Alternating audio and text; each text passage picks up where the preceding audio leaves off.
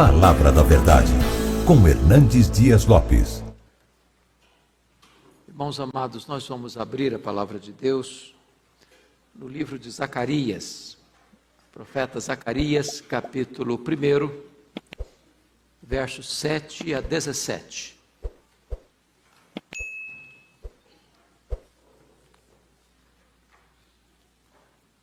Zacarias, capítulo 1.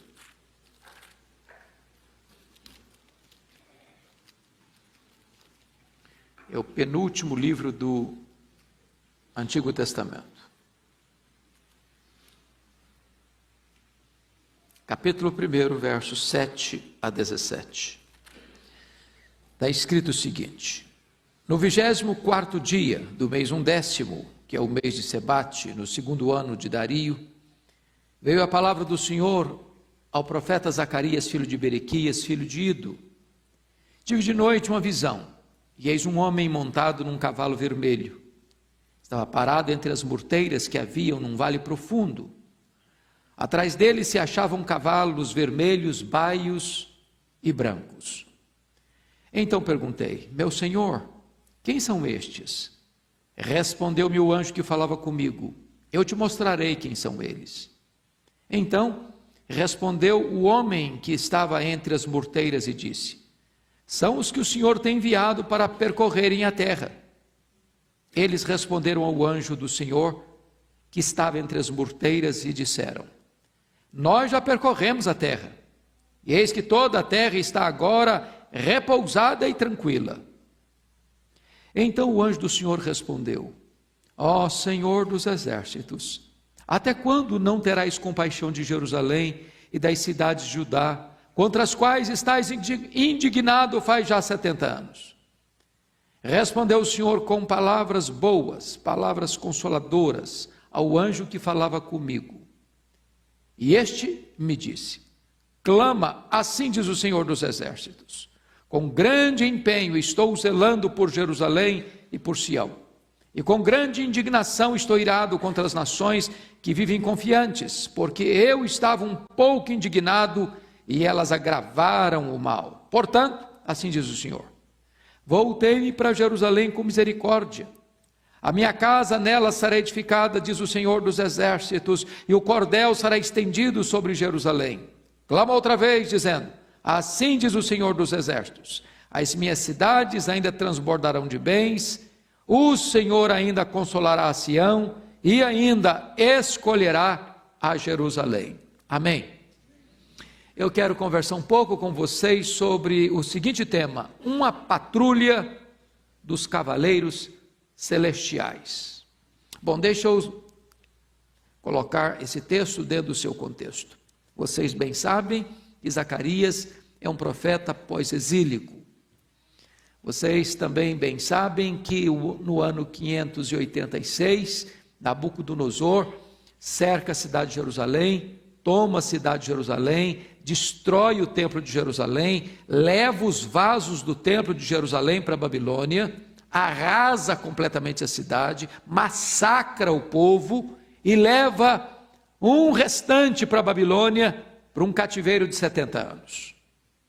Também vocês sabem que em 539, a Babilônia foi tomada por Ciro o Persa. E já no primeiro ano de Ciro o Persa, uma leva de judeus retornam para Jerusalém, porque o profeta Isaías já havia profetizado sobre Ciro 200 anos antes dele nascer. E o profeta Jeremias já havia profetizado que o cativeiro duraria 70 anos. E essa primeira leva vem sob a liderança de Zorobabel para a construção do templo. Zorobabel começa o templo, mas os inimigos à volta, dentre eles os samaritanos, tentam conspirar contra aquele trabalho e fazer parceria com os judeus que regressaram, com o propósito de impedir o avanço da obra, e os judeus rejeitaram. Escreveram uma carta para o rei, para que a obra fosse paralisada. Só que o rei Ciro não recebe essa carta. Ele está em guerra e vem a morrer nessa guerra. Seu filho Cambises, que era um homem muito mau, um homem muito violento, recebe esta carta, cria dificuldades para que a obra continuasse, mas o reino estava em polvorosa, em muitas conspirações, e um dos líderes do palácio conspira contra Cambises, e diz os historiadores que cometeu suicídio. Enquanto o império estava em convulsão social, assume o governo da Pérsia Dario I, Dario o Grande, e pacifica todo o império. E Dario, então, é o homem que está governando o mundo na época em que Deus levanta os profetas Ageu e Zacarias. Somos informados no texto, e você pode perceber, que se trata do 2º ano de Dario. O profeta começa a profetizar no ano 8º, e a primeira visão, ele teve 8 visões numa única noite, num 10º mês, portanto, 3 meses depois. É o momento em que a cidade agora está recebendo a palavra profética, tanto de Ageu, que encorajava o povo a reconstruir o templo, e vem agora Zacarias, não só encoraja o povo à reconstrução do templo, mas também é uma grande reforma e reavivamento do povo de Deus que estava ali. Pois bem, amados, vale destacar que então, Zacarias é uma espécie de apocalipse do Antigo Testamento. Ele é um homem que tem visões, e transmite essas visões, e as visões são dadas para encorajar um povo desanimado. Assim como tantas vezes a profecia direta era dada para desinstalar um povo acomodado. E aqui está a primeira dessas visões. A visão ocorre 3 meses depois da primeira mensagem proferida, e é o 2º ano de Dario, que assumiu o poder da Pérsia num período de turbulência e rebelião contra Cambises. E essas visões certamente não são delírios, nem divagações da sua mente, são revelações dadas por Deus, para trazer mensagens claras para aquele povo. O lugar e os personagens, diz o texto, notem comigo, que ele estava num grande vale. Bom, Jerusalém tem um vale. Esse vale chama-se Vale do Cedron. É muito provável que essa visão tenha se dado ali. E ele está vendo agora murteiras, que é uma planta muito viçosa, que era usada inclusive para as cabanas na época das festas. E ele então, Zacarias vê nesse vale que tem muitas murteiras, essas plantas viçosas. Ele vê um homem montado num cavalo vermelho. E esse homem montado no cavalo vermelho é o anjo do Senhor. Ele é a própria figura de Jesus na sua pré-encarnação. Aliás, muitos outros personagens da Bíblia viram o anjo do Senhor, que era uma representação do próprio Senhor, como no caso Agar, como Abraão, como Jacó, como Moisés, como Gideão, como os pais de Sansão. Aqui está o Senhor em pessoa, nesta visão, trazendo uma mensagem para o profeta Zacarias. Esses cavalos vermelhos, baios e brancos, na verdade, são os batedores de Deus. São os cavaleiros que vão percorrer toda a terra para saber como é que a coisa caminha. Então, eu quero voltar a atenção com você para as mensagens centrais desta visão. Que mensagens são essas? Primeira mensagem, olha comigo, por favor, versículo 10. Então respondeu o homem que estava entre as murteiras e disse: são os que o Senhor tem enviado para percorrerem a terra. É claro, irmãos, que esses cavaleiros, os cavalos que estão descritos aqui, vermelhos, baios e brancos, são anjos de Deus. Os anjos são espíritos ministradores em favor do povo de Deus, da igreja de Deus. E Deus dá ordem aos anjos, e eles cumprem essas ordens.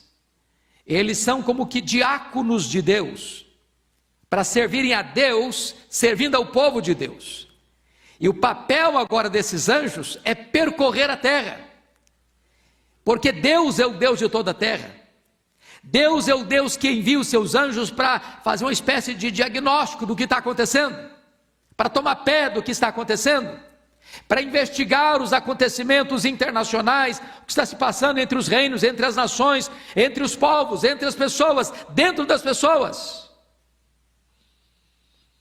E é curioso que nessa análise divina, nessa pesquisa divina, nessa investigação divina, nessa perquirição divina, nesses agentes de Deus, nesses cavaleiros celestiais que saem a percorrer a terra, tudo é examinado, tudo é olhado, tudo é percebido, tudo é conhecido, nada pode ficar oculto ao conhecimento de Deus.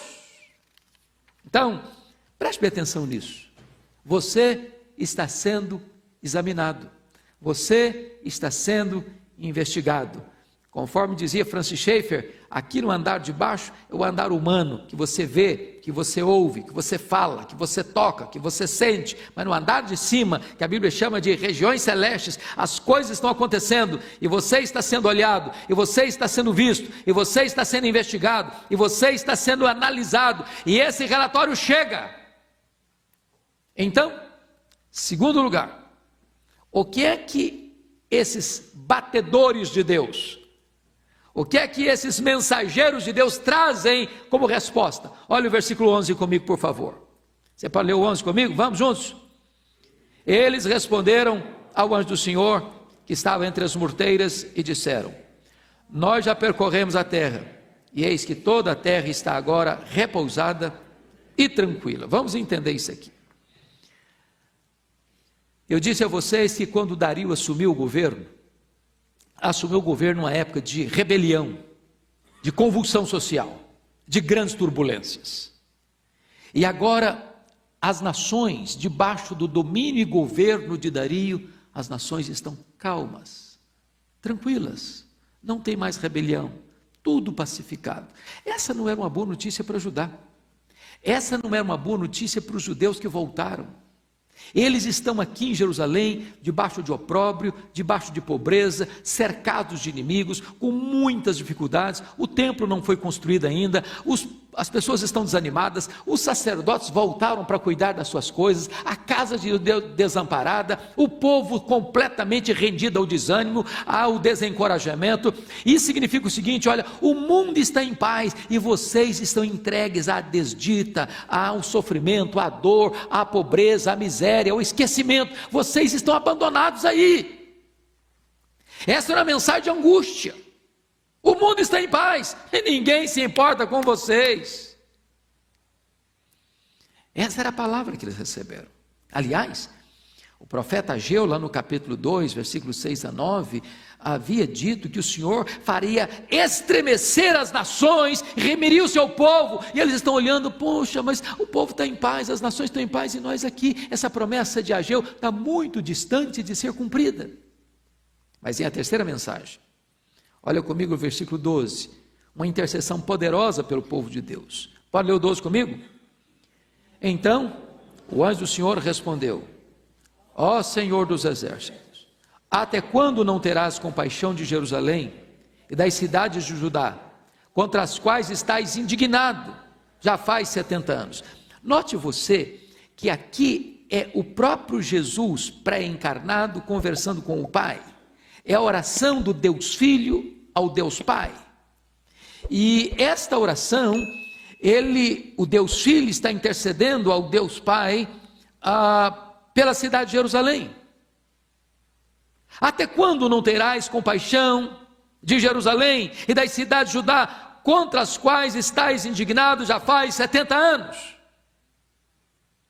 Aqui está, irmãos, um dos pontos mais importantes da vida cristã. É que nós temos um grande sumo sacerdote, que já intercedia pela igreja antes de se encarnar, e que se encarnou e orou pela igreja, e que morreu na cruz e ressuscitou e voltou para o céu, e está à direita de Deus Pai como nosso grande sumo sacerdote, nosso advogado, ainda orando e intercedendo pela igreja. É o Senhor Jesus, o nosso grande sacerdote, sumo sacerdote e intercessor, e Ele está se colocando na brecha em favor da igreja. Jerusalém é um símbolo da igreja, é uma imagem da igreja, e aqui estamos tendo uma oração em favor da igreja. Se você perceber, o que está acontecendo é que Deus ficou irado com Jerusalém, porque Deus pode se irar com o seu povo.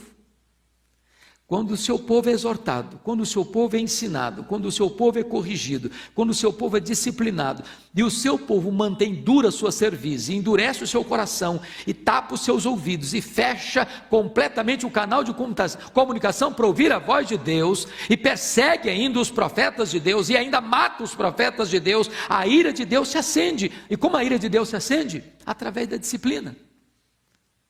Então Deus trouxe a Síria contra as 10 tribos do norte, então Deus trouxe a Babilônia contra as 2 tribos do sul, e Deus disciplina o seu povo com a sua ira, usando essas 2 grandes potências militares como vara da sua ira para disciplinar o seu povo. Mas agora o intercessor está dizendo: até quando? Até quando? Até quando não terás compaixão? Então, notem comigo que vem a 4ª mensagem. Olha a resposta consoladora da parte de Deus. Por gentileza, confira comigo qual é essa resposta aí no versículo de números 13 a 15. Vamos conferir essas respostas, por favor.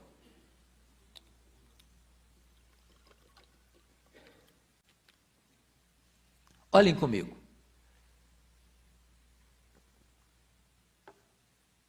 Versículo de número 13. Respondeu o Senhor com palavras boas, palavras consoladoras, ao anjo que falava comigo. Prestem bem atenção. O cenário não mudou. As nações poderosas estão em paz. O povo de Deus está aqui oprimido, pobre, cercado de inimigos, com muitas dificuldades. Mas a palavra de Deus que vem para esse povo são palavras consoladoras, palavras boas, palavras de Deus, palavras para trazer encorajamento para o povo.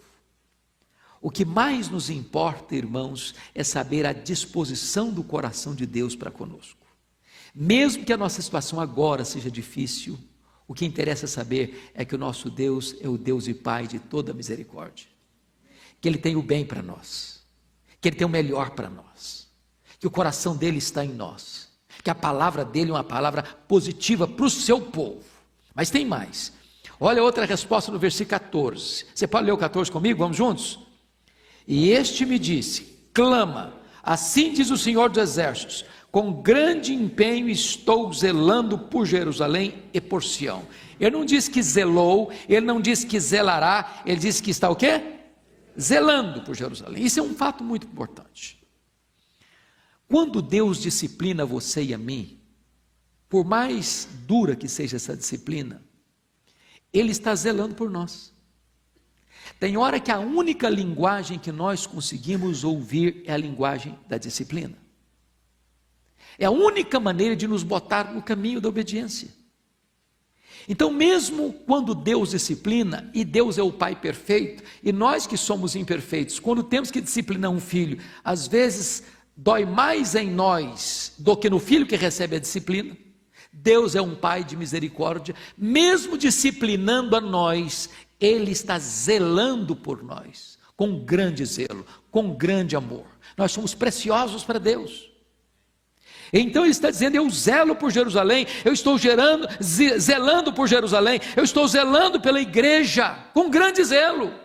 Pode ter certeza disso. Deus está cuidando de você, Deus está protegendo você, Deus está abençoando você, Deus está restaurando você, Deus está com seus olhos sobre você, Deus está zelando por você. Você é a menina dos olhos de Deus. Quem toca em você, toca na menina dos olhos de Deus. Ele zela por você. Mas em terceiro lugar, note comigo, versículo 15. Você pode ler o 15 comigo? Vamos juntos?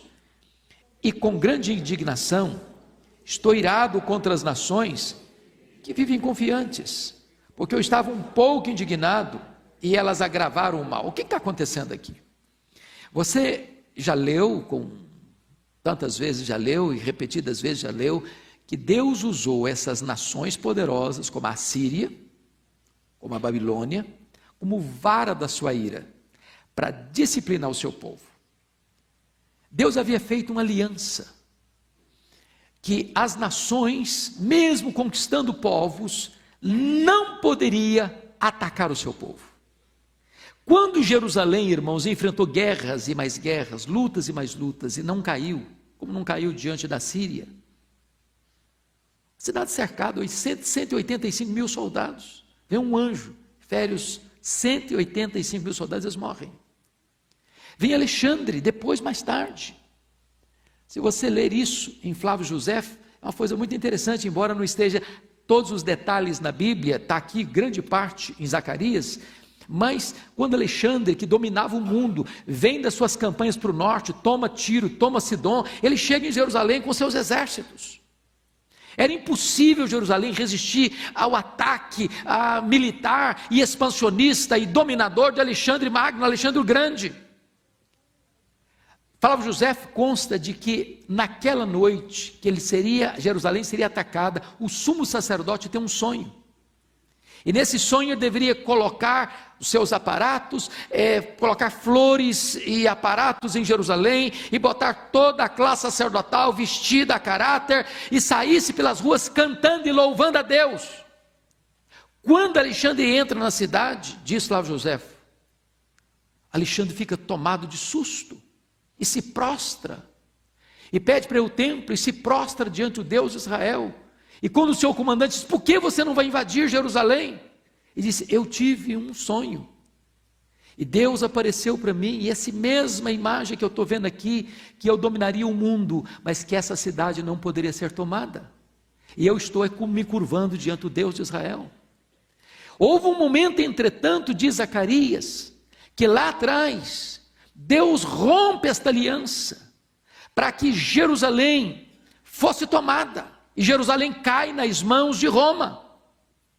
Porque se o povo de Deus escuta a voz de Deus, desobedece a voz de Deus, mesmo que tenha recebido milagres lá atrás, mas não obedece a Deus ainda, e continua uma vida de desobediência, e não quer escutar a voz de Deus, e Deus manda a sua palavra, e Deus manda os seus profetas, e eles não querem escutar, Deus rompe a aliança com as nações, diz, pois bem, eu entrego Jerusalém ao destino de Jerusalém, e Jerusalém é tomada.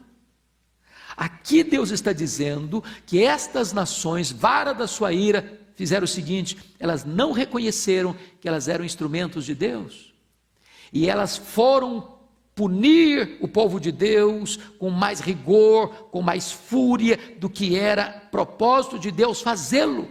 O que Deus fez? Deus se ira contra essas nações. Vocês não entenderam que eu estava usando vocês, vocês não entenderam a proporção que eu estava usando vocês, vocês agiram com truculência, vocês agiram com independência, pois agora a minha ira se acendeu contra vocês, e todas essas potências militares começam a ruir e entrar em colapso. Mas aí, amados, vem uma outra mensagem, que eu gostaria que você observasse comigo, por favor. Olha aí, versículo 16, parte A. Portanto, assim diz o Senhor.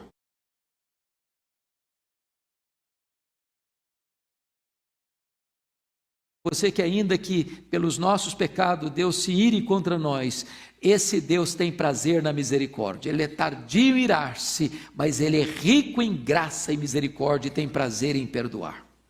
Hoje Deus está aqui para exercer a sua misericórdia e restaurar nossa sorte, e nos atrair para Ele, e perdoar-nos, porque é isto que começa um grande avivamento, é quando Deus abandona a sua ira e exerce a sua misericórdia. Na tua ira, Senhor, lembra-te da misericórdia, reaviva a tua obra no decorrer dos anos. O que mais acontece?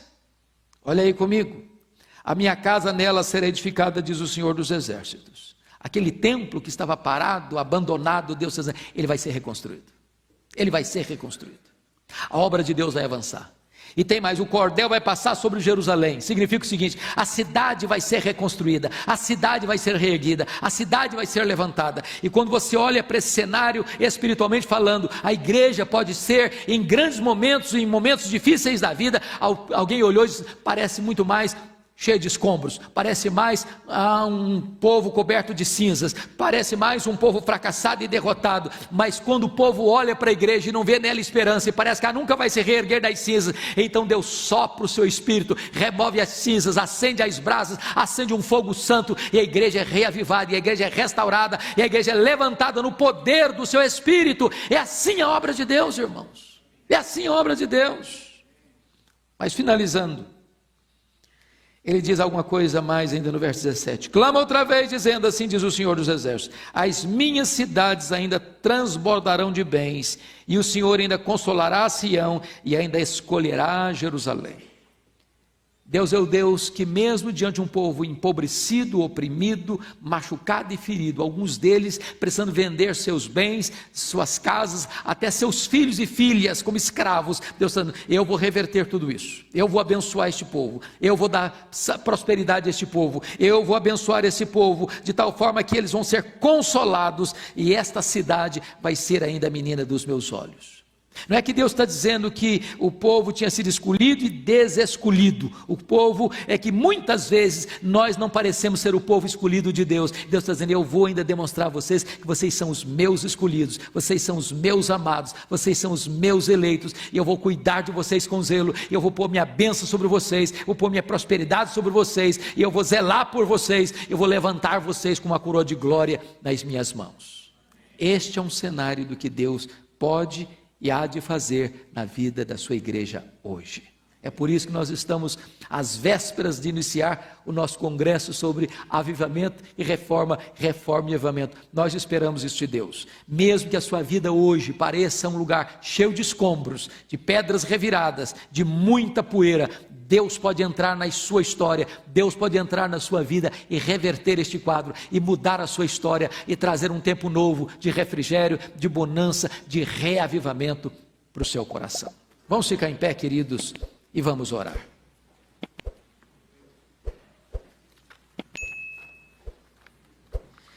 Deus amado, nós te adoramos nesta tarde, porque Tu és o Deus da nossa história, Deus dos nossos pais, Deus da nossa vida, Deus dos nossos filhos.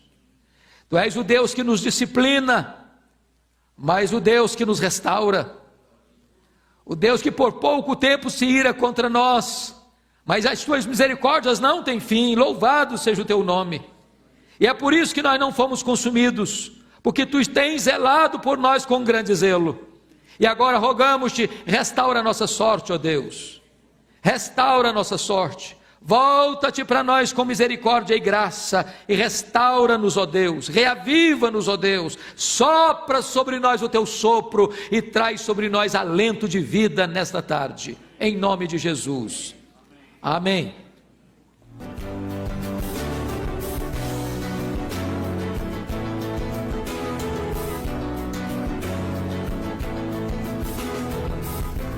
Palavra da Verdade, com Hernandes Dias Lopes.